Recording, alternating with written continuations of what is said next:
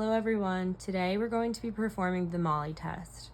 The Molly test is used to differentiate between stainless steel 316 and stainless steel 304. Stainless steel 316 contains molybdenum, which is what we are testing for today. First, we take test papers O100 and put one piece on both samples.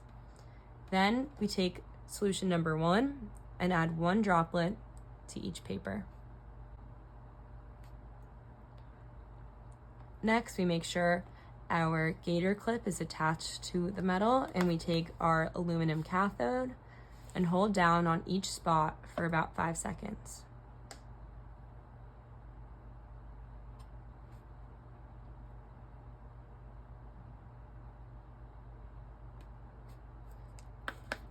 Next, we can flip the papers over and follow up with solution number 5.